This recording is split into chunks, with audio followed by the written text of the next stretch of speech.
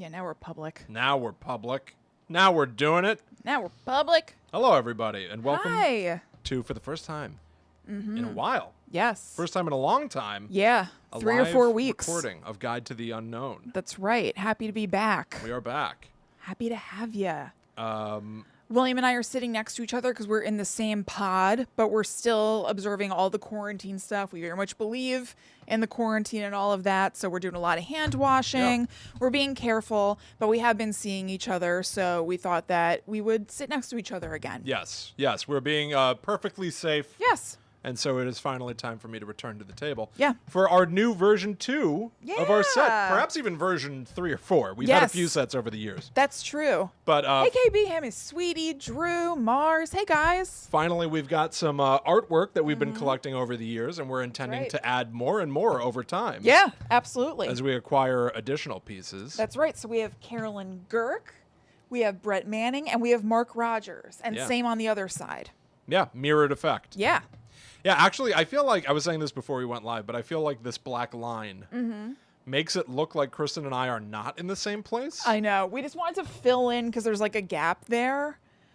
Oh, I love the black line. Oh, okay. But I just feel like it makes it look like there is a split. Yes. I want to try to, like, not reach my arms over this line, Yeah. you know? Be like, no, see, I am near Kristen. And then, like, have my hand disappear gradually. But yeah, we're finally back. Yeah. Hey, Michelle. Hey, Andrea.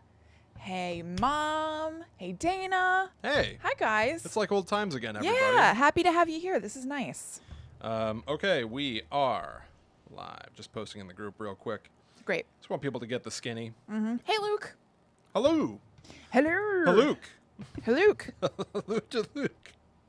Luke, I owe you a message back on Patreon. I have to talk to William about it. It's not a big deal. No. What? What? What? Nothing. I want to know. I'll tell you later. I'm impatient. I want to know now. Luke works for, I wish I could remember the company, Luke, you could put it in, the catalog Yeah, company. of that course. Right. We've got the gigantic. Yeah, and so he catalog, just, the there's props. something about that he wants to talk to us Oh, about. very cool. Yes. Okay. Absolutely. But Luke, if you want to put your name in there, or the company in there, so people can check it out, by all means. I'm sorry that I can't remember it right now. But Yeah. it's like awesome movie props and stuff. Isn't it just Prop Store? Maybe. Yeah. See, I got it, Luke. Unless I'm wrong. Live on youtube.com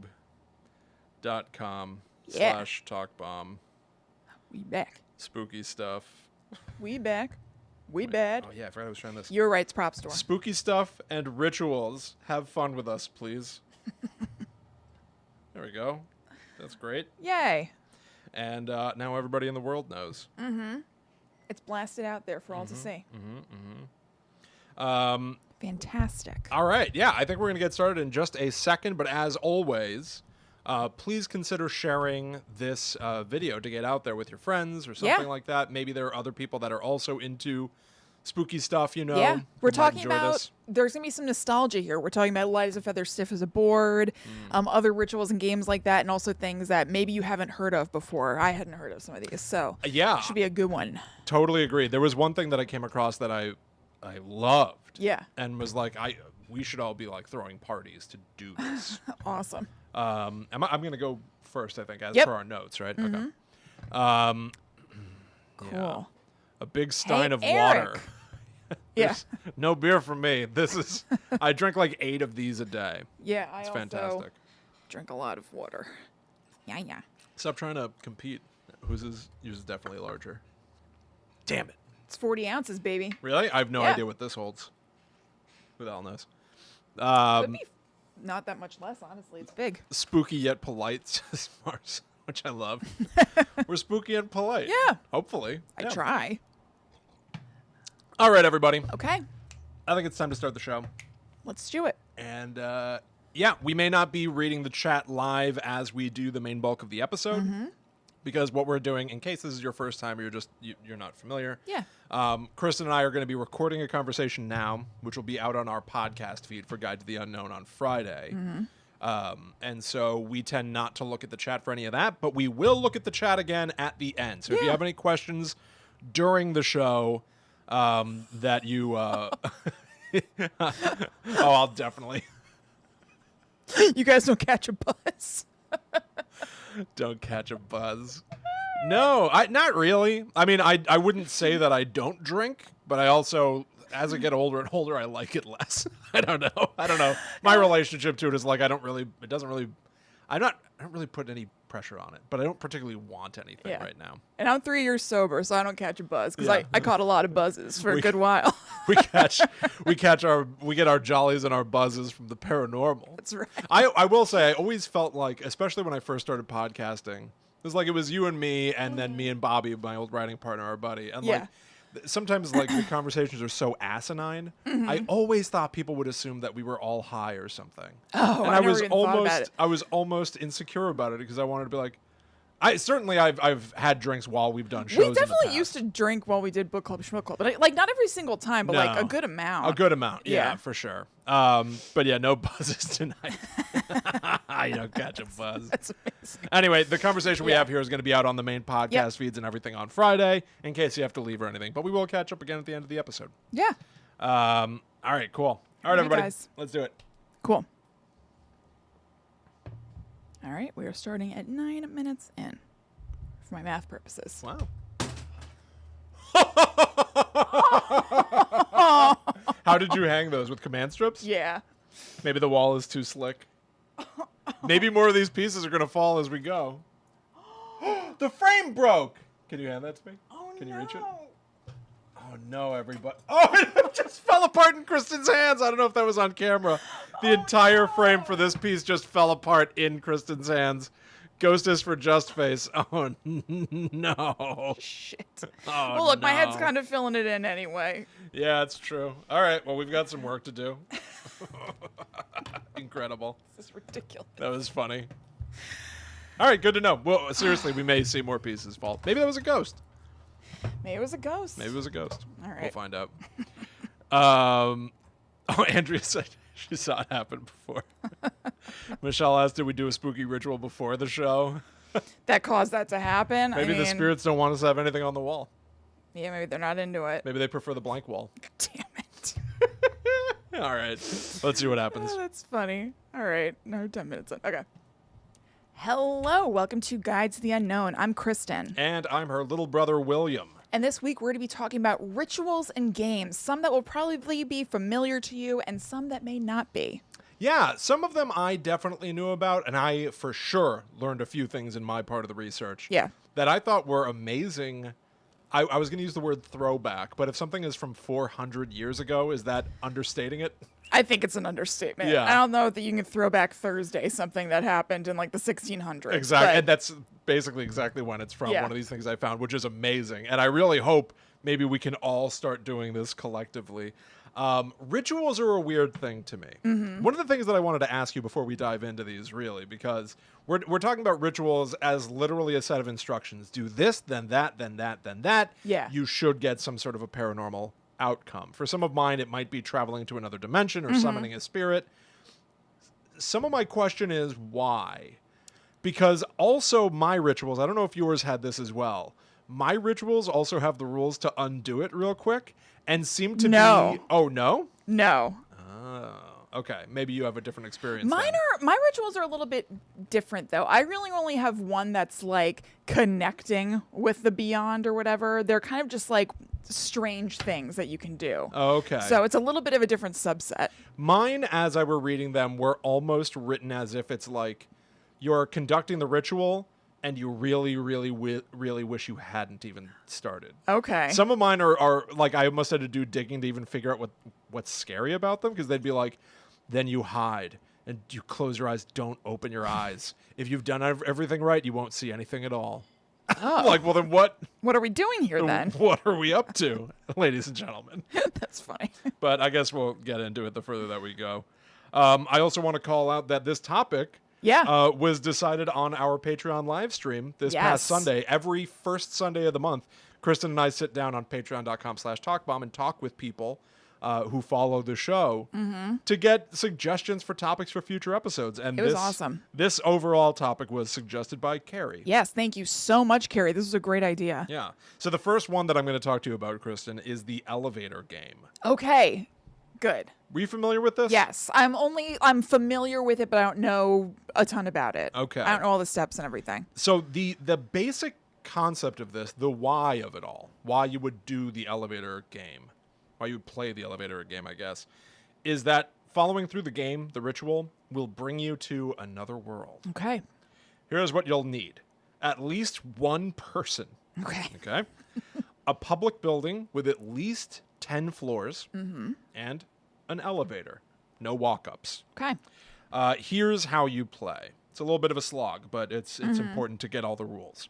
If any part of this process, by the way, is interrupted, you have to start over from the beginning. Okay. So if somebody walks into the elevator that shouldn't be there, is not part of the game, start over. If you're with somebody and they leave the elevator, the whole thing's screwed. You got to start over. Got to do it clean through. Exactly. So here's what you do. You're going to get in the elevator on the ground floor, go up to the 4th floor, then go to the 2nd floor, then go to the 6th floor, back to the 2nd floor, way up to the 10th floor, then you go to the 5th floor. Here's what happens if you followed that sequence correctly. Again, that is from 1 to 4 to 2 to 6 to 2 to 10 to 5. There's a possibility that when the doors open on the 5th floor here, a woman will enter the elevator. Do not look at her.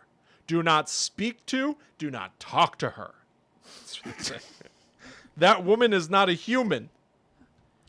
If a lot of this is off the page, you know, I guess if I could offer one critique to whoever's writing the rituals online, this one came to me from hideandgokill.fandom.com. There seems to be I think I also used that. It's in the show notes, but I think I also used Hide and Go Kill. a stupendous resource. Yeah. Whoever's writing these is leaving a lot to the imagination. Yeah. That person is not a human. You know, like Yeah, like what? So what are they? Is she a demon or a goat? Like what? Yeah.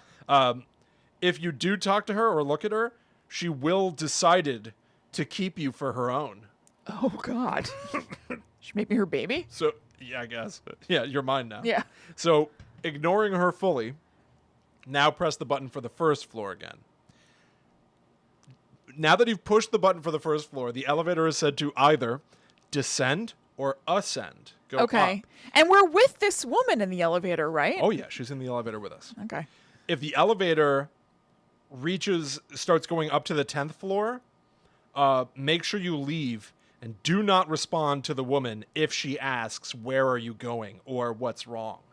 Okay. Look, no problem. Her voice will be high when she asks that. Okay. No, with no further description given to me. All you need to know is that it's a woman and her voice is high. That A equals high-pitched voice. demon. Right, yeah, I guess so. I will Or say that gives you slightly more criteria. It could be like, okay, a woman came on, but maybe she's just a woman. it might just be and a person then- going, what are you doing? Yeah. But if her voice is not scary high-pitched, she's not the demon, I guess. Right. Yeah. If it reaches the 1st floor, leave and do not look back. Isn't that the same as the 10th floor? Correct. That's okay. All You've right. sussed it so out. either way, leave and don't look back. Yes. Now Does this mean I win the elevator game? Now you are in the other world. Oh, right. Electronics will not work in the other world. The other world is identical to our world. But the two differences you will see are all the lights will be off, and the only thing you will be able to see from windows is a red cross in the distance. Getting back to our world may be tricky. Wait. No. The only thing you'll see from windows, does that mean if you're inside looking out of a window? Well, presumably or... you're inside. You just got out of an elevator. Yeah, but I thought we were talking about like the whole world now as you move through it is going to be this way. All the lights are off. I guess so, yeah. And okay. But presumably nobody's ever left the building, I guess. That's why they phrase it as if you look out the windows. Okay. Here's, gotcha. spoiler alert, I know nothing of Otherworld. Okay. I think they just want you to fill in the blanks with your own imagination. Okay. So More than willing. for me, there's nothing there. Yeah. It's absolutely nothing Okay, there. that's fine. So getting back to our world may be tricky. Again, this is written with like the intent of like, well, you've gotten there. Now the only thing to do is just come back. So what was this for? Yeah. You know? Yeah, right. Yeah, it's just a cheat code. It's just a real life cheat code, right? Somebody just, I guess for the sake of this game, the elevator game, they just decided or learned that if you go to different floors in an elevator in the proper sequence, you might get Like in a video game, you might, instead of getting like infinite health, you just end up in a weird glitched world. Right. Okay. Where all the lights are off and there's this red cross in the distance. Which to me implies some sort of like a hellish ritual or hellish belief. Yeah. Right? Yeah, practicing of some sort of a hellish religion. I guess. Right. We've all seen the pictures of Oregon this past week where the sky is all red. Oh my God. Maybe it transports you to Oregon in September 2020. Stay safe. Dumps you off. Yes, everybody. truly. And West Coast peeps. Yeah. Too. So anyway, if you're trying to get back to our world and seemingly it's the only thing to do. Yeah, I don't know what else you'd be doing. You might find yourself in a spot of bother. For you see, you might become disoriented in Otherworld and not be sure which elevator you're supposed to get into. I guess that matters. The elevator might appear to grow further and further away from you as you walk toward it, which is very dream logic. Yes. I actually kind of like that part. And they say, be vigilant. Keep your wits about you. Okay. Now, here's more of a quote. If at any point during the ritual you faint, pass out, or otherwise lose consciousness, you will likely wake up in your own home. Everything's going to be fine. However, be sure to carefully examine your surroundings upon waking. The home to which you have been returned may not be the one you left when you first set out to attempt this ritual. An otherworld home? Other home. A home sans electricity? Yeah.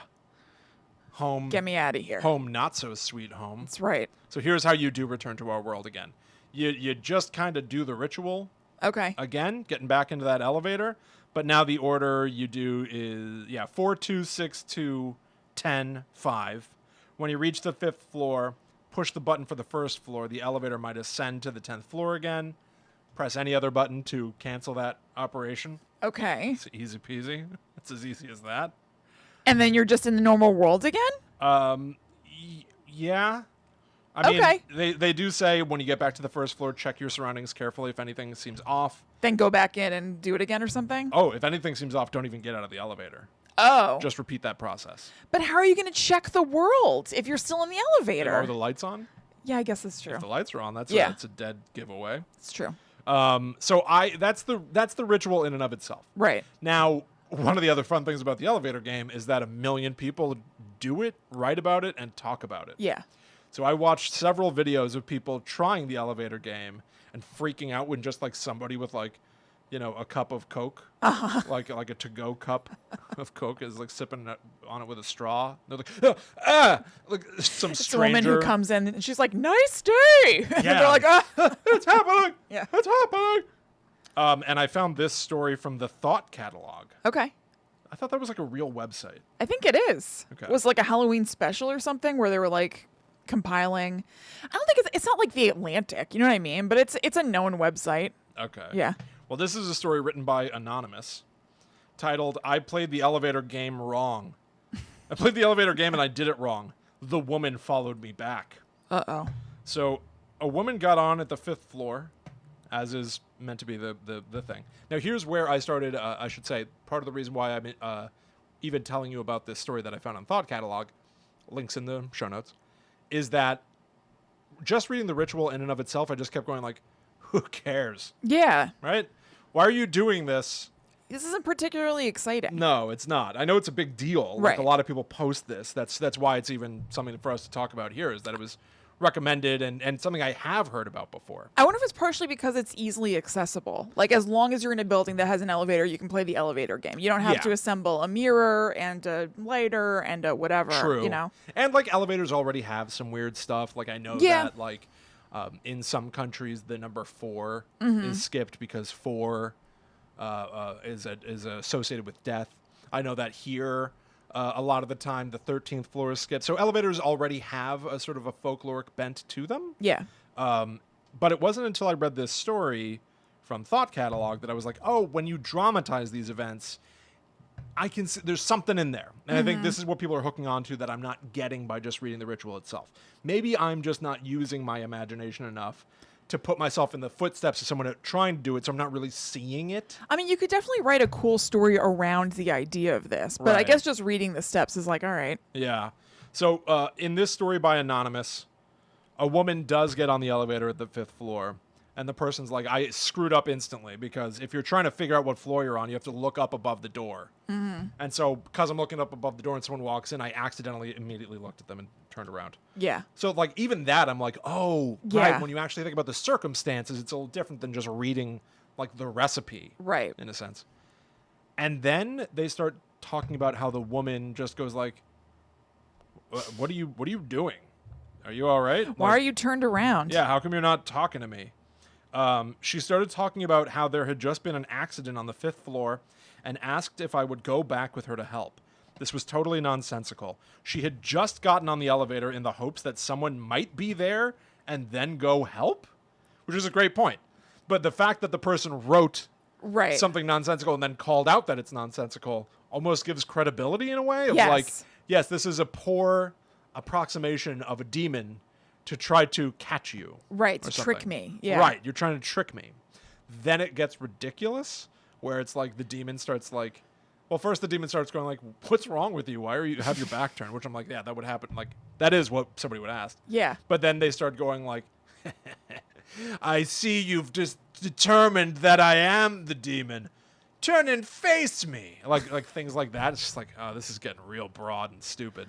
Wow. Then the person in the elevator says that they were taunted so much, they got so much rage that they lost control and started attacking the woman. What is this story? It flew so far off the handle where I was like, it seemed at first like it might have just been a person telling a story of trying a thing that they saw online, and we're like, that's silly. That's completely what I thought was happening here, but I guess don't really it was fiction? believe it, but maybe I'll try it. And then it turned out to be a fictional story. Weird. Yeah. So they attacked the woman, which is already makes me go like, oh, so our narrator is a lunatic.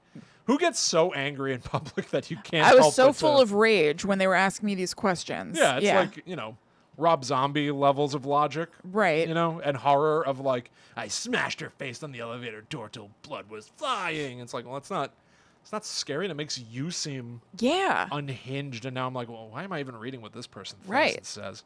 So then they realize this is what the woman wanted all along. Oh my God, to bring out that rage. She totally manipulated their emotions to get them to act out. Classic. And in so doing, they made eye contact and physical contact, and so the person is theirs. I basically stopped reading the story at this point. Yeah. It turns out the person is like trapped in the other dimension. So okay. Well, it's nice that they had access to the internet from the other world, even though there's no electricity there, and they were able to get this out there. You're absolutely right. Maybe there was a loophole. Maybe there was a loophole. Yeah. They sort of were like, I guess the notion was like they blacked out. Maybe their rage made them black out. I don't know. It's like a whole subgenre of like horror that is illogical and maybe like dork horror. It's like my rage overtook me and I just lost consciousness. I saw red. It's like, okay. So they woke up in their own bed as per the ritual goes, but they feel like they are being pulled into the other side. So I think it's that they are writing this, and it may already be too late by the time you read it. They're probably already sucked into other side. Oh my God. All because of the elevator game. Exactly. So caution to anybody who wants to try that out. What I'm really saying is the elevator game is rough. But one silver lining is that I found a YouTube video made by John Martinez that I actually found to be really well shot and paced. Cool. It is not... It's like a short horror video. It's like, written and directed. It's a produced piece of media YouTube video. It's only got 100,000 some odd views, which is not gigantic in YouTube land. John Martinez only has 500 subscribers, and I really think that they deserve more based off the caliber of this video. So I'm going to have that linked as well for everyone to enjoy. It is like 6 minutes long. Guy gets into an elevator, is told to do the elevator game. Don't look at or acknowledge a woman if she walks in. And basically, a woman walks in and starts doing stuff to get his attention, which is... I do love the idea of the demon being like, oh, they know that they're not supposed to turn and look at me, so I just got to do stuff. I just have to say things to get that attention. Yeah. And then they eventually, like, I'm going to spoil it a little bit. Okay. I think it'll be fun in the watching. Mm-hmm. Anyway, the woman is like, all right, well, I haven't gotten his attention. The next time the door is open, she moves to get off and bumps him in the shoulder, almost like an aggressive little move. And as she steps off the elevator, she goes, oh, sorry. And he goes, it's okay. Ooh. Like the reflex of being polite. That was a good move on the demon's part. It was subtle. Like Yep. the reflex to be polite and be like, no problem. Yep. Screwed him. And so she steps outside of the elevator and just stands still. And the doors keep sliding closed and opened with her back to him. This sounds good. It was great. It's 6 minutes long. I really enjoyed myself. It was I'm very into fun. it. I don't typically, I've certainly seen plenty of YouTube horror stuff that I really enjoy. There's just so much of it. Yeah. But I really actually liked this one. And it was like the saving grace of the elevator game. I was like, yes, people with plans and like Right. remixing the story and dramatizing it somehow can really make this, they can make it sing. Yeah. Make a thing of beauty. Really enjoyed it. So definitely check out that link if you check out nothing else. The Elevator Game by John Martinez on YouTube. Cool. Which brings me to the one that I loved, the Okay. ritual that I loved. This one was recommended by Deb. This is the Haya Kumanagatari Kaidan K. Cool. This is a Japanese sort of ritual or game, which I believe it roughly translates to a gathering of 100 supernatural tales. Okay. The notion. Well, actually, I should maybe even set this up because this is the throwback I was referring to. This is our throwback Thursday Yeah. to the Edo period, which is between 1603 and 1868. Quite a throwback. Hell of a throwback. It's a strong throw. Yeah. But it was a popular parlor game where basically you need 100 lanterns. You need 3 rooms of a house or a place or whatever. Okay. In the furthest room from you, in the third room, you place 100 lanterns, you light them all, and you put a small mirror on a table. You leave the middle room, empty. Okay. And in the first room, you are there assembled with all the people that you're spending time with. And at midnight, everyone takes turns telling, quote, tales of ghoulish encounters and reciting folkloric tales passed on by villagers who claimed to have experienced supernatural encounters. After each story, the teller then has to get up, venture to the lantern room alone in the dark, go in, and extinguish one of the lanterns. They then have to look at themselves in the small mirror before venturing back alone. So with each story told, another lantern is extinguished, making that room darker and darker until the lantern room is basically pitch black, which is a perfect environment for summoning spirits. Yeah. As goes the ritual. The story goes that most people would get too scared to finish, and so they would quit the ritual before they could complete the summoning of spirits in that third room. These tales that they're all telling, the 100 tales, they are known as Kaidan, which is a combination of 2 kanji. Kai, which means strange, mysterious, rare, or a bewitching apparition, and Dan, which means talk. So talk of strange, mysterious things. And it's an old-fashioned term. That is not what you would call a horror story in Japan today. That would be a sort of antiquated term, which to me almost gives it more charm. Yeah, definitely. Yeah. So this is from the Wikipedia for Kaidan, like old-fashioned ghost stories. Originally based on didactic Buddhist tales, Kaidan often involve elements of karma and especially ghostly vengeance for misdeeds. Japanese vengeful ghosts are far more powerful after death than they were in life, and are often people who were particularly powerless in life, such as women and servants. Kaidan also frequently involve water as a ghostly element. In Japanese religion, water is a pathway to the underworld and can be seen in the festival of Oban. Awesome. Yeah, we talked about it in our episode about Japanese horror. I know the title of that episode is J-horror.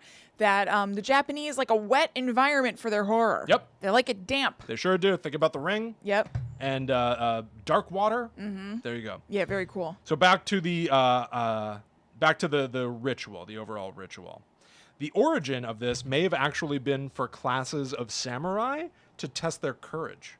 Oh. Can you make it through the 100 scary stories and go into the room and extinguish the lantern and look at yourself? Which is even a means, I know that we've talked about this in the past, I don't know where, but the notion of like looking at your own face in the mirror as a way to sort of like conjure spirits or summon spirits, to watch your own reflection change. Yeah, it's like a form of scrying. Yeah, so as the room gets dimmer and dimmer, your reflection is becoming It's kind of warping, and also you keep looking at it, it starts to look weird. Absolutely. I absolutely love this. Yeah, this is awesome. So back when this game was popular, again, this is in like the 17th century, it spawned a huge boom in ghost storytelling. This was also right around the time that a new printing technology had been implemented, so it made it possible to spread stories far and wide.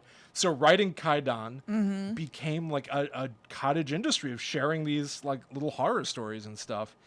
These days, there have been tons of shows and movies based on this form of storytelling, of putting everybody in a room. Yeah. Like, it's great fodder for, like, if you think of, like, a horror anthology, everyone's sitting in a room together telling a story. I don't think I've ever heard of this before. I've never heard of this before, but it's very much like a campfire tale. Like, it definitely is. Everyone's sitting around the campfire in Are You Afraid of the Dark and telling a story that gets dramatized each week. Yep. Evidently, there was a comic book series called Hungry Ghosts written by Anthony Bourdain. That's so weird. I just came across this. Really? Yeah. This came across my path like this week. I don't remember why. But yes. Extra weird. Allie has been watching a lot of Anthony Bourdain for the first time in years. Huh. I don't know. Well, you were looking for a comic book to read. I know. You had posted it on Instagram. So maybe check it out. Maybe this is the time. There is a modern incarnation of this ritual, which is that you are in the room with the candles. So it sort of cuts out a middleman step. Like every time you tell a story, you just blow out one of the candles that's in the room with you, which makes a certain amount of sense. But it also makes me think that, like, back in the 17th century, did they want the 3 rooms for a reason? Right. Did they need that second room to be empty so that the spirits couldn't travel? Right. I forgot that it was 3 rooms. Yeah. What was going on in that third room? That last room is never, like, overtly mentioned. I found another like set of instructions for the ritual somewhere, which mentions, like, make sure there are no weapons anywhere, which I guess if you're in the 17th century that there are weapons abound. And I guess they're worried that you're going to freak out. Is that Maybe. it? Yeah, I don't know. Or that spirits can't take up arms. I'm not sure. But, like, it made me wonder, like, that empty room must have a purpose. Yeah. So maybe the modern incarnation where you're in the room with the candles is riskier. Right. Here's what the end is supposed to be for the modern ritual. And this is where it gets back to, like, the kinds of people that wrote, like, the elevator game taking over. This, 400-year-old form of storytelling. The end. When the final candle is blown out, prepare yourselves. Okay. The window will be open, and it's anyone's guess what might come through. It's like they don't tell you anything. They only leave a void for you to It just must be in. something scary. I guess that's all we can go with. Like, reading about the historic form of storytelling is so much more interesting than being like, anything might happen. Yeah, now. right. Don't turn and take a peek. No. Like, okay. There's another modern version where you have 10 candles instead of 100, which is far more manageable. Yes, absolutely. A lot of people probably didn't make it to the end of 100. 100 people? Is it that one person goes in and then another person goes in? No, it can be any amount of people. Yeah, any amount of people. Yep. 10 is much more doable. Yes, I completely agree. The way that it was mentioned, this is from the ghostinmymachine.com. I love that website. Yeah. Yes, and I also use them. Yeah, I got a lot of stuff from them this week. I think they have a book all about rituals and games. I'm going to look it up while you're talking about that. Oh, very cool. I'm pretty sure they do. For the comparison of, like, modern people being like, it's anyone's guess what might come through. They have a source for the original rules that were theoretically this was written in 1600 or just after. When the final lantern is extinguished, true darkness will descend and spirits may be summoned. Okay. It's similarly vague. Yeah. Like, it also doesn't make a promise of anything, but it's so much more interesting than, and you better buckle up because anything There's might happen something. now. Yeah. So there is a book called Dangerous Games to Play in the Dark that's written by Lucia or Lucia Peters, who runs the ghostinmymachine.com. Great website. Yeah. It was really fun, like, reading through everything on there this week. Here's from the comments section from the ghostinmymachine.com. Connor wrote this. It is very interesting. First time I tried this, me and my friends opened a window and a demon came through. The bad thing is casual. The bad thing is we had to kill it, but we did, though. But it is some cool stuff. Good for Halloween. What? It is very interesting. You killed a demon? It is very interesting.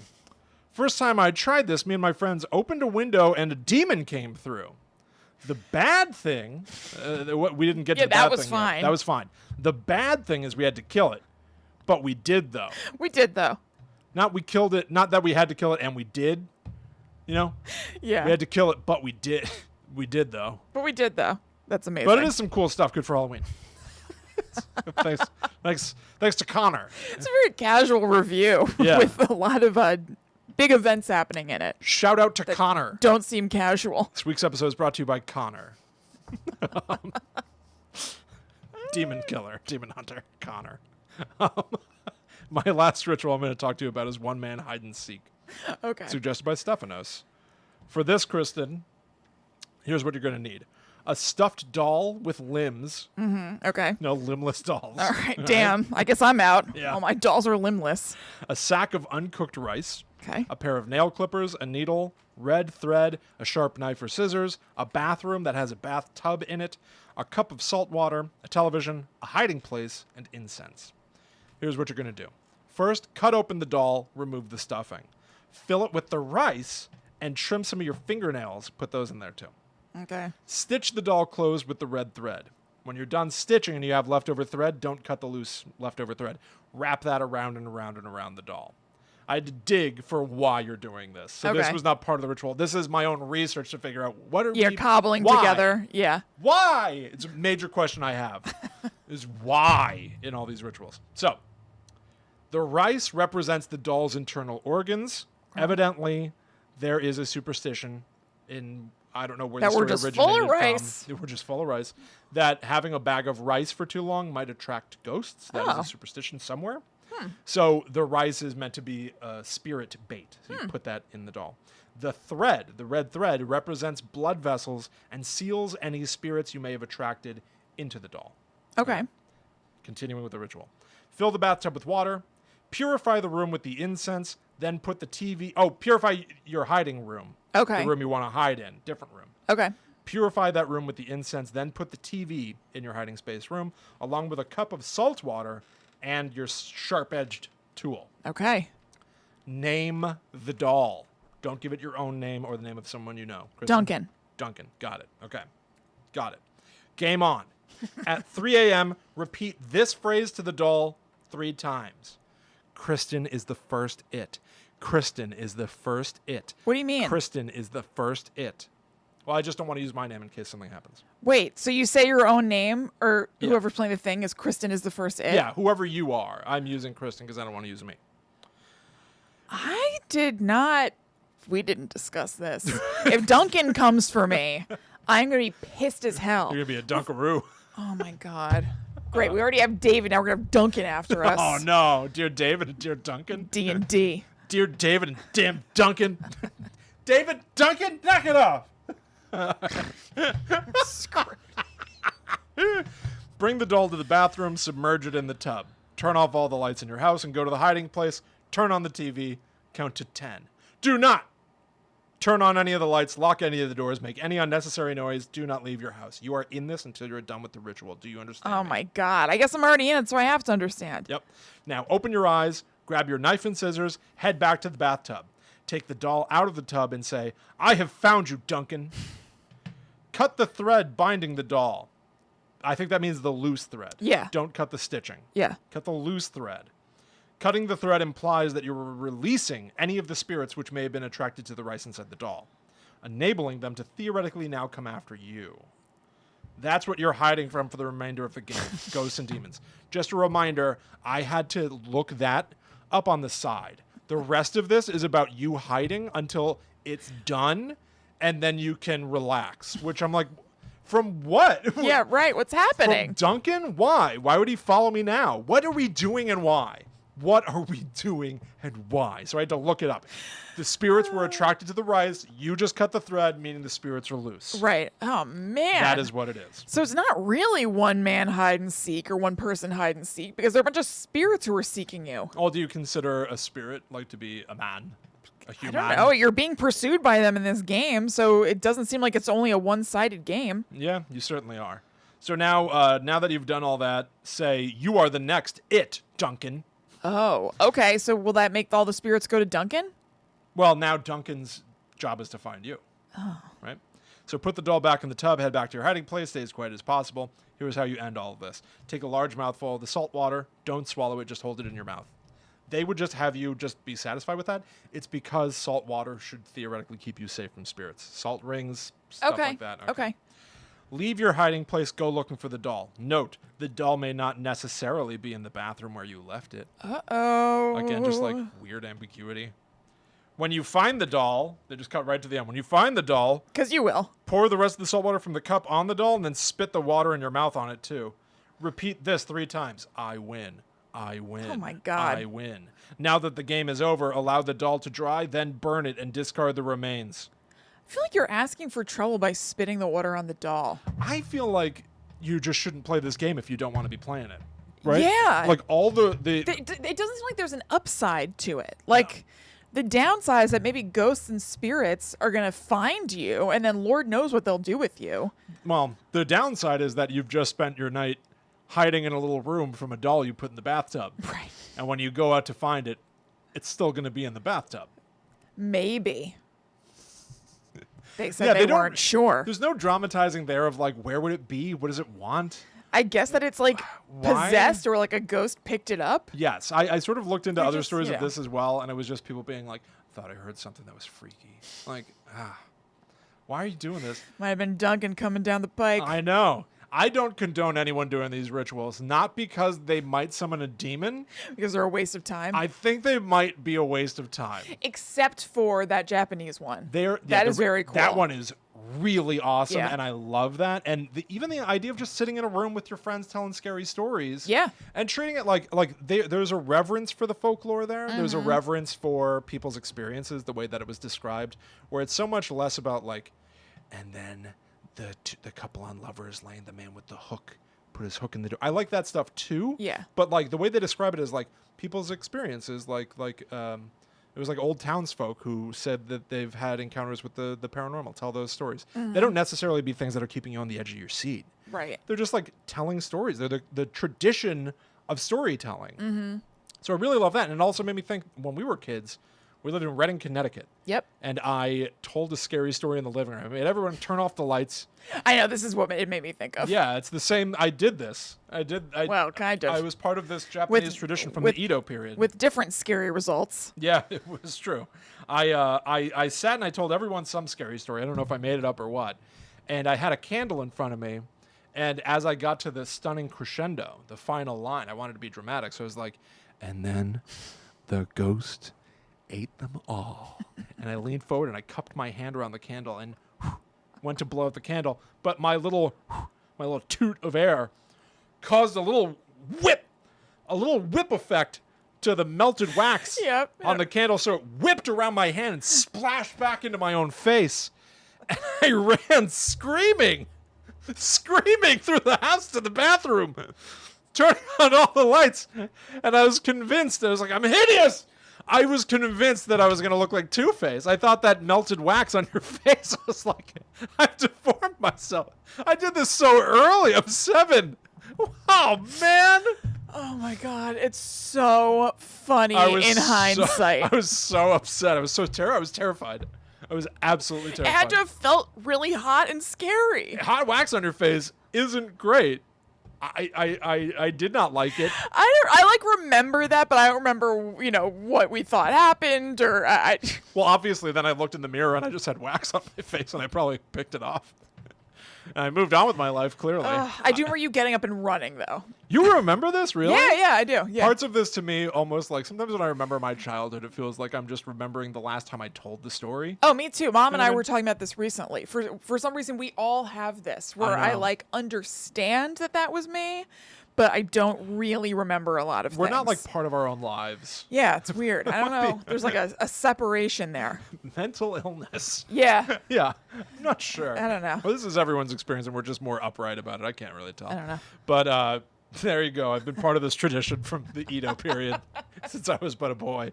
And I want to bring it back. I love that. I do too. I think it's really, really awesome. Yeah. All right. So I'm going to talk to you about some more of these stories. But first, we want you to hear from our sponsor of this week's show. It is the podcast History Goes Bump. It's an awesome show. It's like one of the earlier podcasts. It's been on for like 6 years, which they're going to tell you in this promo. I don't want to be redundant, but I found it a long time ago and I was so stoked that it was out there. So please listen to this promo and then go check out the show. Nice. Do you want to play it right here and just pump it through the thing? Sure. I think it probably would be nice to. Yeah. Just trying to make the editing a little easier for myself, but okay. You'll be able to see this. You'll see this on the timeline. We got started. Okay. It's at about 47. Okay. 10 and 47. You like the paranormal. Are you a weird kid? Hi, this is Diane. And this is Kelly. We host the History Ghostbump podcast. Ghost tours for the theater of the mind. We combine history and the paranormal in a fun format that also features a moment oddity. History Ghostbump has been in production for 6 years, and we have a large archive. If you have a favorite haunt, we've probably covered it. If not, please suggest it to us, and we'll add it to the list. Check us out at historyghostbump.com or wherever you listen to podcasts.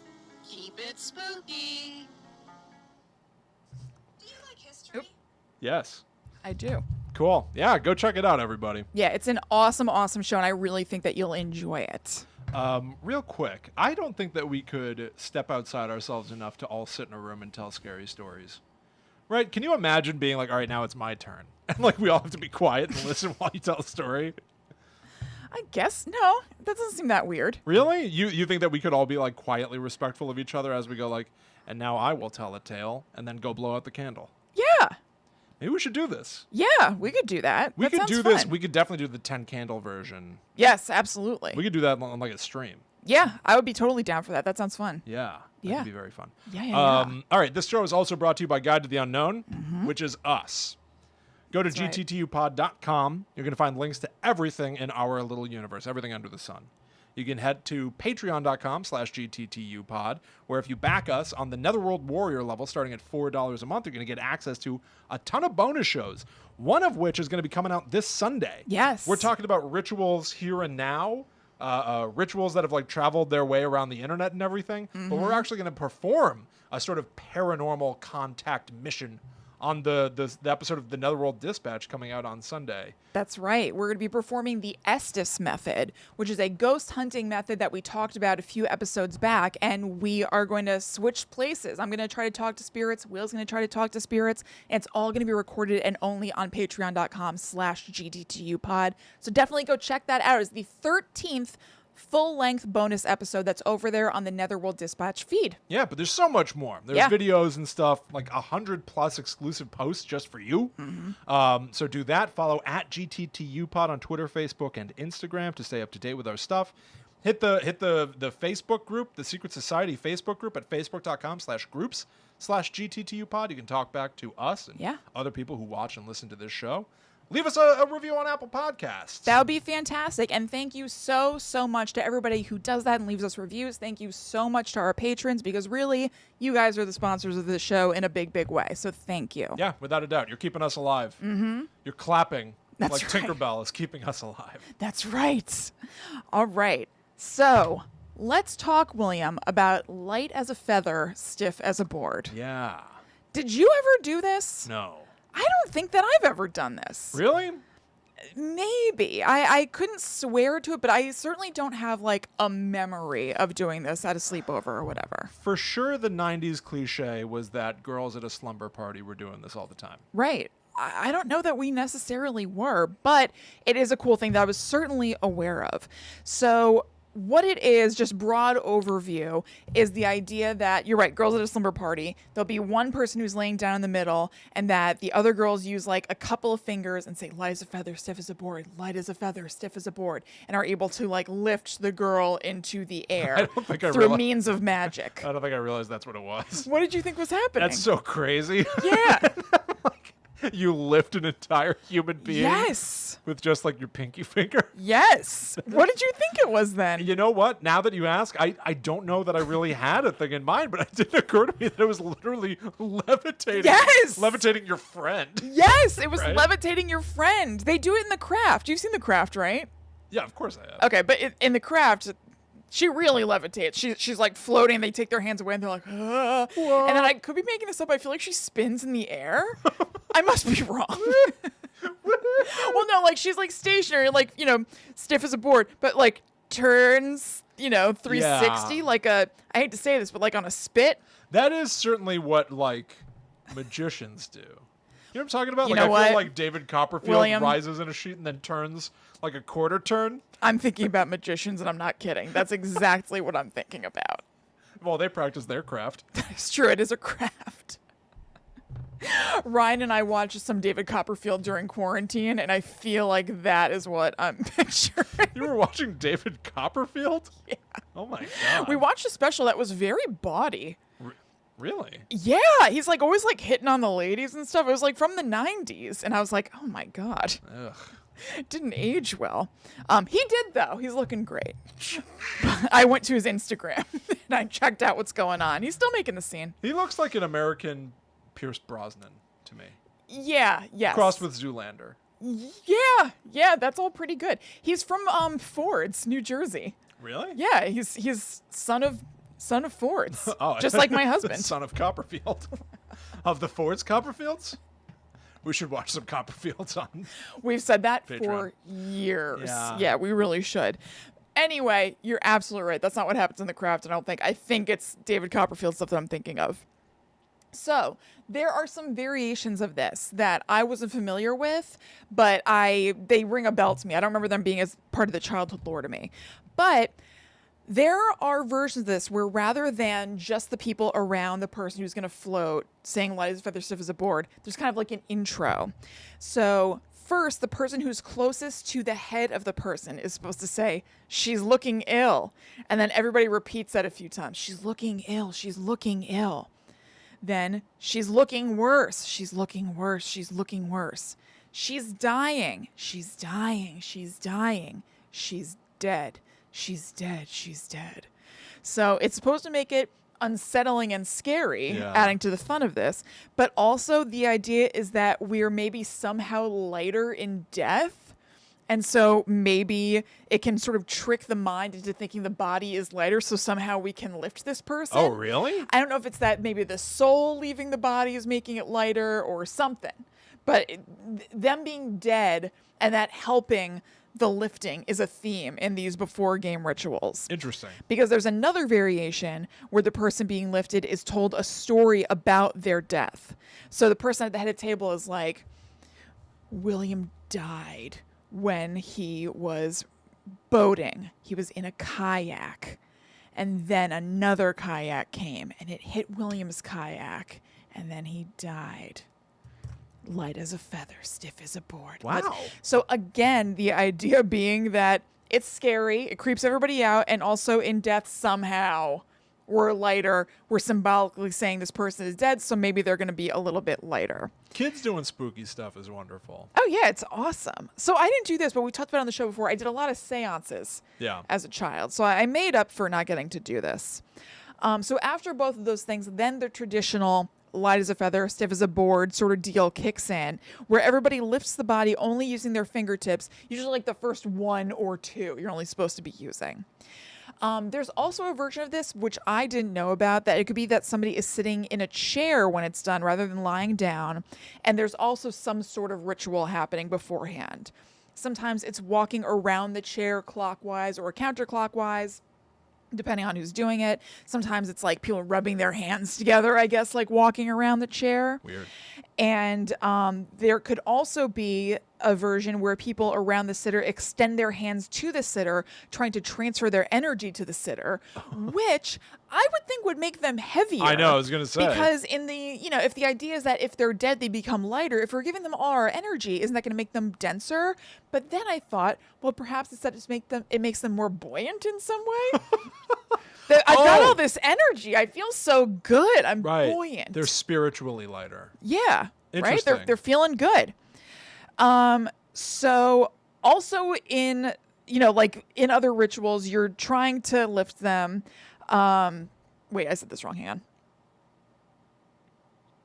So basically, the ritual part of it is kind of creating a before and after, because before you even start the ritual, you try. So they're just lying there and you try to lift them. You're like, oh, I can't do it.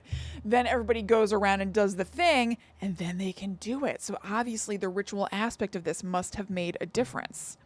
So people say that it does work sometimes, but here's the deal. It's probably very, very unlikely. It could be people looking back in hindsight, and also you're doing this likely when you're a child, Right. so you're going to exaggerate in your mind. But also, it could possibly happen if the conditions are just right, where the person's weight is perfectly distributed between all of these little fingers and they happen to lift at the exact same right moment. So not really going to levitate, but it's the unlikely event that their single fingers can lift up what is probably a very light person. Right, yeah. And then they're going to freak out and be like, oh my God, it's working. So the earliest recorded instance of basically light as a feather, stiff as a board happening is from the late 1600s. The 1600s were a hot time. I guess so. For playing a spooky game. So we find out about this from the diary of Samuel Pepys, a British naval administrator. He heard an account of girls playing light as a feather, stiff as a board from his friend Mr. Brisbane, and he wrote about it in his diaries in the late 1600s. My old Tucker Brisbane said this to me. From Mr. Pepys. Or Pepys. It's P-E-P-Y-S. Pepys? Pepys. I am Samuel Pepys. That's like the way Kramer would pronounce that name. You know, like he says Ramirez instead of Ramirez. Pepys. Pepys. So this is a quote from Mr. Pepys's diary from his interaction with Mr. Brisbane. He says now, William, do you hear me? Sorry, I'm still just laughing at even Mr. Pepys's diary has like Mr. Popper's Penguins. yeah, it just sounds like it sucks. You know, you were reading Mr. Pepys's diary. All right, Cool. it's like the worst assignment in class. Okay, here's what Mr. Brisbane said that was written in the Pepys diaries. He saw 4 little girls, very young ones, all kneeling, each of them upon one knee, and one begun the first line, whispering in the ear of the next, and the second to the third, and the third to the fourth, and she to the first. Then the first begun the second line, and so round quite through, and putting each one finger only to a boy that lay flat upon his back on the ground as if he was dead. At the end of the words, they did, with their 4 fingers, raise this boy high as they could reach, and he, Mr. Brisbane, being there, and wondering at it, also being afeard to see it, for they would have had him to have bore a part in saying the words, in the room of one of the little girls that was so young that they could hardly make her learn to repeat the words, did, for fear there might be some slight used in it by the boy. Oh, get to the point, Pepys. For fear there might be some slight used in... Oh, that was the same thing. Or that the boy might be light, call the cook of the house a very lusty fellow as Sir G. Carteret's cook, who is very big, and they did raise him in just the same manner. I don't know what I just said. Yeah, don't call the lusty cook. I don't think I used the right inflection for that. Also, these words were spelled funny. It was room, R-O-O-M-E, girls with an E between the L and the S, and fear with an E on the end of it. So this is old naval English or something. Stupid old people couldn't even spell right. They didn't even know modern English. Those dummies. But here, this is sweet, because Pepys also spoke of the chant that accompanied this performance. It's written in Latin. I'm not going to say the Latin. I'll just say what it is.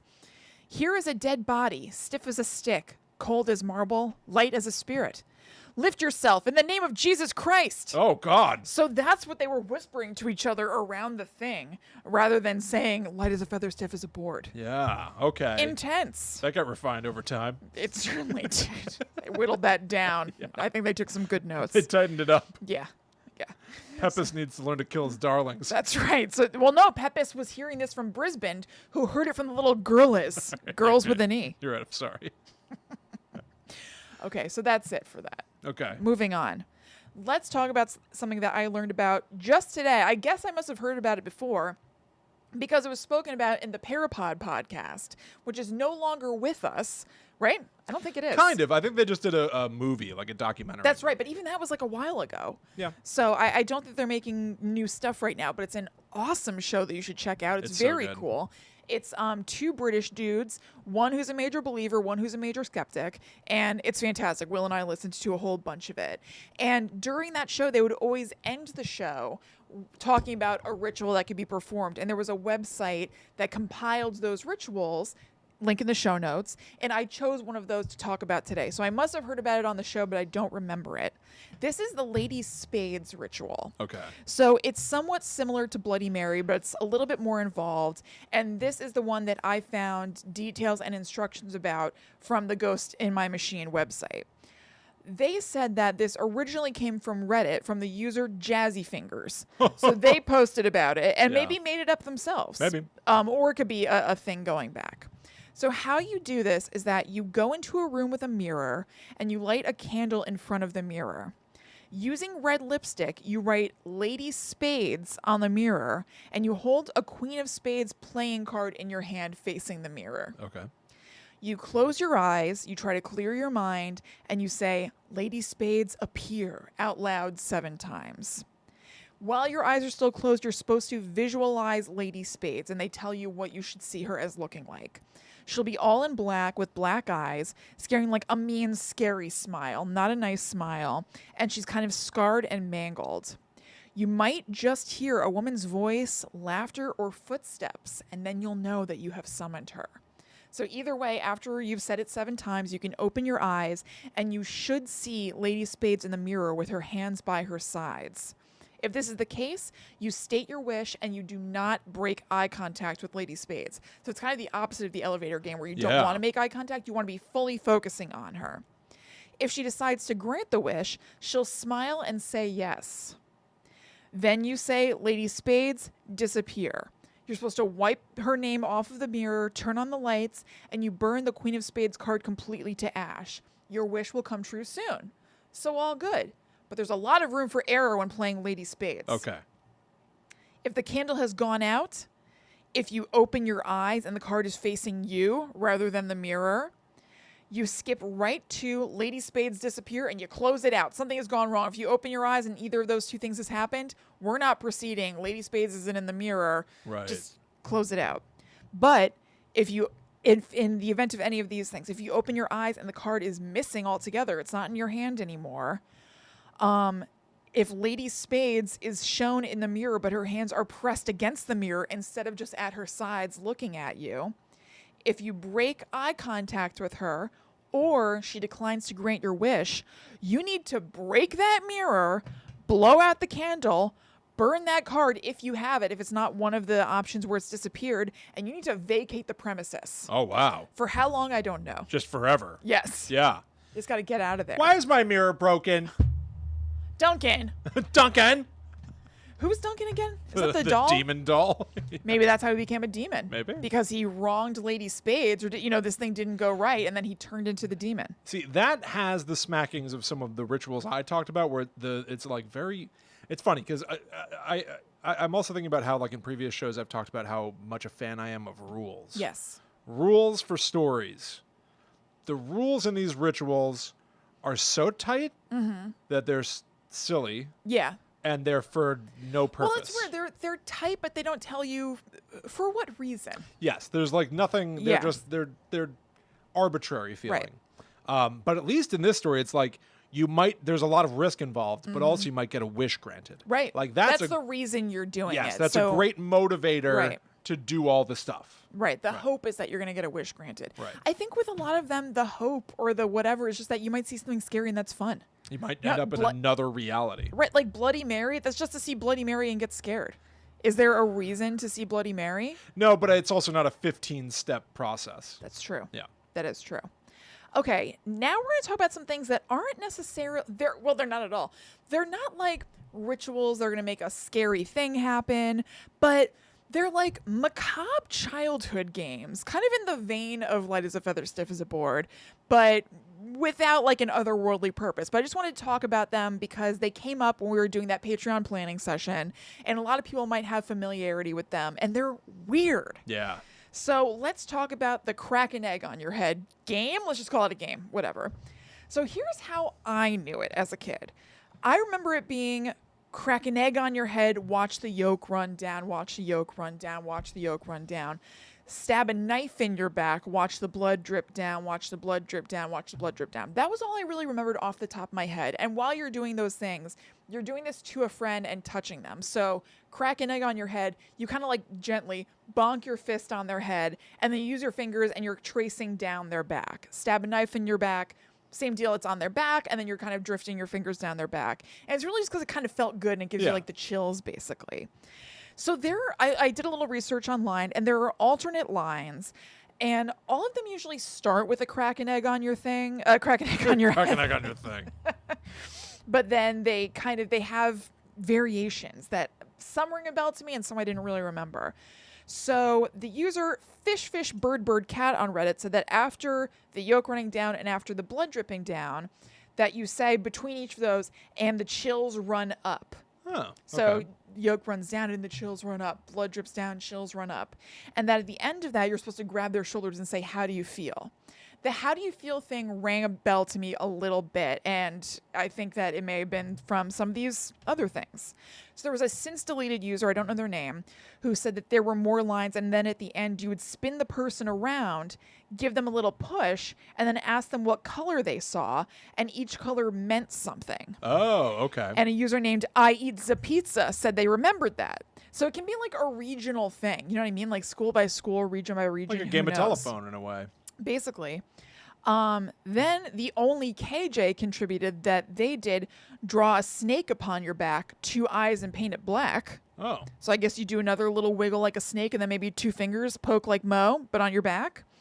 While Fleerza said there's also crisscross applesauce, spiders crawling up your back, big squeeze, cool breeze.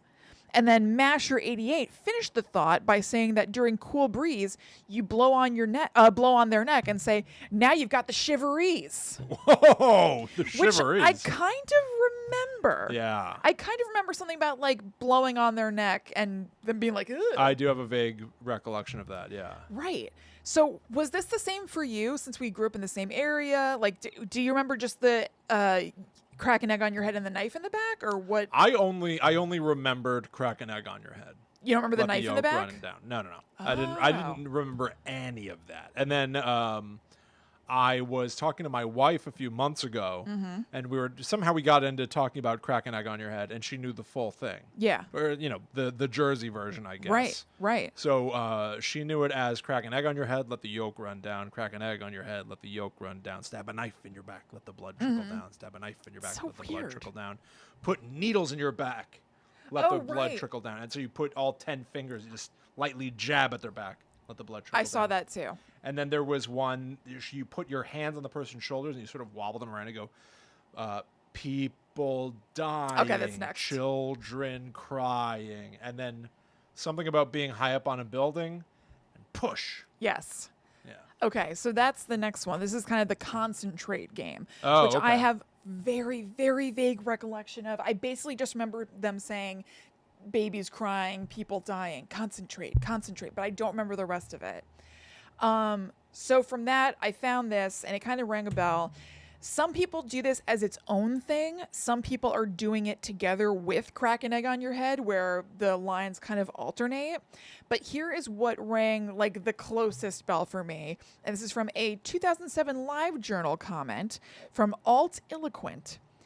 They wrote out, concentrate. People are dying. Children are crying. Concentrate. And you're smacking their back in time to the words. Then you do this like visualization thing, like you're climbing up the Empire State Building. So you take the person you're behind the person, you take them by the shoulders, and you're like, you're walking up these stairs, and you're holding your shoulders and shaking them like a person would be moving as they're walking upstairs.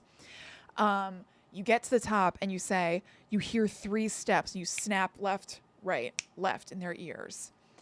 You turn around and no one is there. You hear 2 steps. No one's there. You hear 1 step. And then in this they wrote, I don't remember this at all, like I said. Then you hear a voice say, you killed my brother. Now you must pay. And shove them forward a little bit. Okay. Then you tell them to open their eyes, look at the palm of their hand, and see what color is there. And that translates to like a color coding thing that will tell them how they'll die. Whoa. Kids are so weird. Yeah. So another one of these I said before was like you pick a color that you said or whatever, but this takes it a little bit further. And here is what I found for the explanations of the colors. Red means they're going to be stabbed. Blue means they'll drown in water. Yellow means they'll be poisoned. Orange means they will burn to death in a fire. Green means they will fall from a height and die on grass. Purple means they will suffocate. Brown means they will be buried alive. Gray means they will die of a disease in hospital. That's been a British person. Yeah.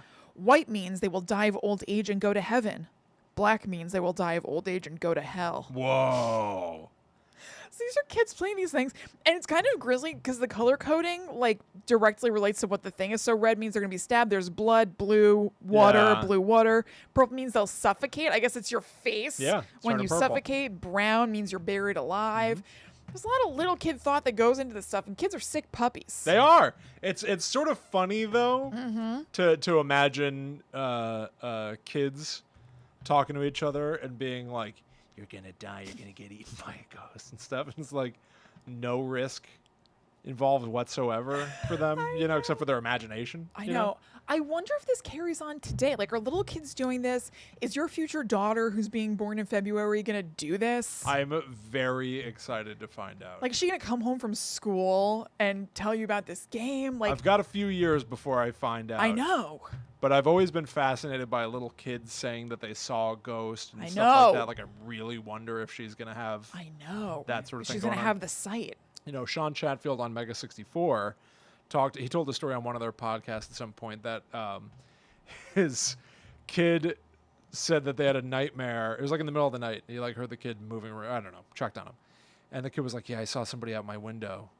And Sean was like, "Oh, it's okay. Just calm down. It was probably a nightmare. Just go back to sleep." It's like, "Will you check, Dad?" He goes, Yeah, I'll check.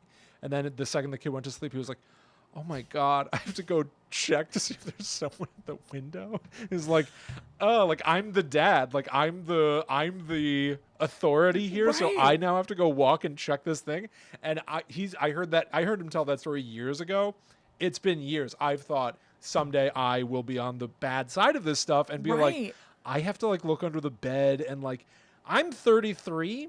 I still will freak myself out if I'm taking the garbage down the driveway. Yes. Like I still will do that stuff. I still will imagine hands reaching out to grab my feet as I come up the basement steps. I still do that.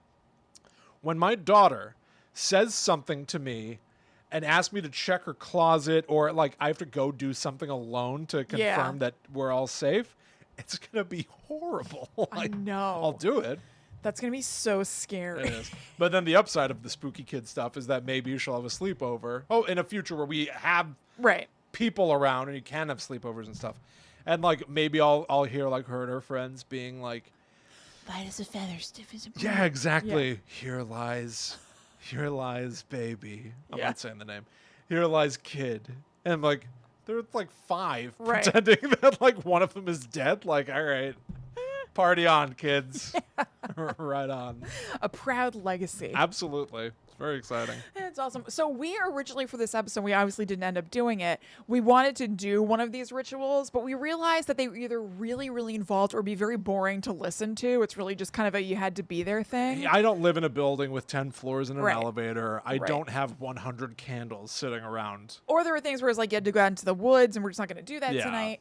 But I was freaking myself out a little bit reading them, where I was like, "Ooh, I'd be a little bit scared if I was doing this." It's so fun. I know. Some of them, I will say, like even the silly stuff that like I've sort of like pulled apart stuff like the elevator game, but even watching some YouTubers that are like a bunch of like bros being like, "Oh, all right, well we all did it together. Now we all have to do it one by one alone." Yeah. And you see them all with their cameras go in and stuff to shoot it. I'm like, but it's so imaginative and fun. Yes, it completely is. It's fun and it's creepy. And I really was like, should we just go somewhere right now and try to find an elevator? But it's also COVID. Yeah, exactly. I'm not going to some building and pushing elevator buttons right now. Just not. Not touching buttons at Yeah. this moment. Not in this climate. No, thank you. Buttons in this climate? Absolutely not. No. But yeah, once again, we will this Sunday Yes. on a new episode of the Netherworld Dispatch be doing not quite a ritual, although from a certain perspective, it is a sort of modern method for contacting the spirit world. And also, there might be a little ritual beforehand because I think similar to the bonus episode where we used a Ouija board and I had us kind of do like a little guided meditation first to get in like the headspace. Yeah. Maybe we'll do that. Okay. Just like, okay, we're open to spirits. Our portals are open. So maybe there'll be like a little ritual. Yeah, all right, sure. I guess so. Yeah. A little, I will say in the stuff that I wrote for it, I did write some things with the mindset of like, let's be respectful to the spirit world if it exists. Yes. Once again, I'm undecided. I hope it's all respectful to the spirit world. Yes. Okay. But so you can all watch as Kristen and I try Yeah. to contact spirits with the aid of modern technology this Sunday. That's on right. the 13th episode of the Netherworld Dispatch, only available to Netherworld Warriors. It's the $4 or up tier on patreon.com/talkbomb. And so I hope that you will all enjoy that. Maybe Yeah. we will do like a ritual, like one of these someday. Yeah, absolutely. It'd be fun to do. I could also see us doing another episode about other rituals. 'Cause There's so many of them. even There are when a lot they're of really lame, cool I enjoy ones. reading them and seeing what Yeah. people are getting all like excited about. Like Yeah, it's kind of definitely. fun, you know. Absolutely. One thing I want to call out, just to sort of wrap up the conversation in a way, I have seen many people rope in the very sad Eliza Lamb story Yeah. into the elevator game, which was like a story of a young woman. There's footage of her just prior to her death in an elevator. People refer to it as behaving strangely. I actually did a podcast a million years ago, like within the year that footage was released, watching and be like, for the first time, learning about it on a show and being like, oh my God, what is happening? Yeah. But now it's been 7 years of people talking and like theorizing about Eliza Lamb's death. And it's like, no, she's not part of the elevator game. No. So I still saw that in some of my research. I'm not surprised. I know. I think it's just part, like people love to, it's the power of imagination and sort Yeah. of like, I don't know, misrepresenting things too. The And also power of it's- misrepresentation. It's such a mystery in a lot of ways, like what exactly happened with her. And it was Yeah. in an elevator, so you could fill in that blank, even though it's obviously not. But, Right. Yeah. Yeah. But there you go, everybody. Yeah. That brings us to the end of another episode of Guide to the Unknown. That's right. We hope you enjoyed it. Definitely go to gttupod.com. That's a hub for everything that we have out there. Patreon, merch, everything. Yeah, everything. A lot of stuff. You can also follow us online if you'd like to talk to us directly. That's right. I'm at Chillin' Kristen. And I am at The Myth Traveler. So thank you so much for enjoying these, spooky rituals and games with us. Yeah. We'll be back next week to talk about more terrifying stuff. But until that time comes, we must travel. Back to the netherworld, go we. And now we know how to get there. That's right. You just go to Perfect. the We have a key direct floors on an line. elevator. We're all set. It really is like a cheat code. Yeah, no, it is. It's definitely up, up, down, down, left, right, BA start. And now Yeah. I'm in hell. Yeah. Celebrate. What's going on, Hey, everybody? guys. Yo, show over. So now we're looking again. Yeah, that's right. Now my gumdrop buttons. Yeah. Deb says now, KB says we just need 98 more candles for the ritual. I know. Yeah. I know. I forgot to turn these on today, too. Yeah. I don't know if it works. What are these called? Luminara. Luminara? I don't know if it's the same where you can just like turn on or off your Luminara electric candles for that. Oh, yeah. I'm not sure. For that it might game? be less. I don't know. There's a little bit less gravitas. Yeah. You know, I just found out these were designed by the Imagineers for the Haunted Mansion. Really? Yes. Oh, that's even better. I know. Very happy to have them here. I know. That's very cool. Oh. Yeah, what's going on, everybody? I still see a bunch of Yeah. people here, so if anybody has like a question or a Yeah. suggestion or anything, we maybe have a couple of minutes. Absolutely. Bobby says, wacky show today, y'all. Loved it. Thank you Thank very you. much, Bob.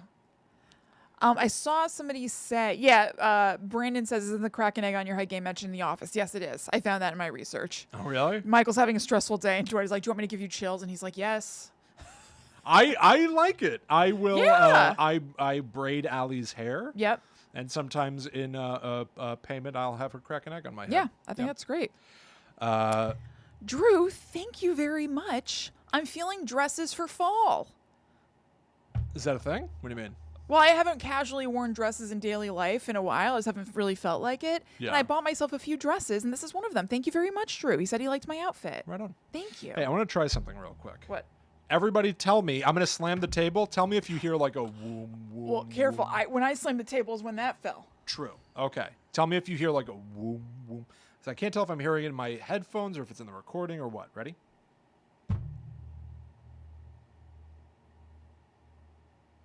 Did you hear anything? No. So that means it is in my headphones. Uh-oh. We'll see if it gets through to them. Oh, no. It might be these things because they're crap. spring loaded, which you would think they're not supposed to Right. do anything. Maybe I they hope- also didn't consider us slamming the table. KB said it's Duncan. It's Duncan. Andrea hears it. Oh no. I hope it can get cut out with our ways. Oh, we'll find out. Yeah. We'll see. Bobby says got a little wiggle wobble. wobble, but not for long at all. Okay. Not distracting. Damn. We got these silly new mic stands that are on like swivel arms. If you really didn't see that. Yeah. They're like spring loaded. Mm-hmm. And I think the spring is making that we're Could very that be? That we seems... gesticulate wildly. So therefore, when we slam the table, as we frequently do. Huh. Okay. I don't know. Yeah. Weird. All right. Well, we'll see what it sounds like. Yeah. Um, All right, guys. I trust Bobby if Bobby says that it's not like super Not too bad, distracting or anything. yeah. I might be And hearing it more hopefully extremely because of my headphones. Maybe it gets edited out. Didn't notice it during the episode. Okay. Sounds like the spring is vibrating. Yep. There you go. Huh. Oh, man. I noticed it, but we were so far in. Yeah, right. It was like, well, all right, Wow. 148. Maybe we'll have to go back to the Yeah. old mic stands. Which is like, Weird. maybe it's not too late to return these. I'm sure it's not. Yeah. Yeah. Cool, everybody. Cool. Well, thank you all so much for hanging out with us. Glad you Yeah. enjoyed it. Yeah. And Glad you got to see some, Eric. for Good. sure. Yeah, we'll definitely see you all soon. We're gonna record that Patreon episode. Yeah, right now. Right now, Yeah. we're gonna talk to the dead right this second. I'm excited. I've been wanting to do Theoretically. this forever. I know you have. I'm really curious to see if we get anything or I nothing. know. We'll I'm see not what sure. happens. I have no expectations. Yeah, But I've just wanted to try it. but yeah, it's gonna drop on Patreon.com/TalkBomb on Sunday. The episode we just No, recorded. Patreon.com/GTTU pod. Whatever. Come on. Bobby says you get a shock-proof table so you can slam your hands. Oh, yeah. Boom. Yeah, that's interesting. What if we just have two big pillows? Yeah. I don't know. We'll have to Works think for about me. it. Patreon.com/GTTU pod Sunday. The episode we just recorded is going to hit all the feeds on Friday. Yeah. So thank you all so much, everybody. Thank you. Have a great Hope you had spooky fun. rest of your night. Yep. We'll talk to you real soon. You hear? You here? Goodbye. Bye. Okay.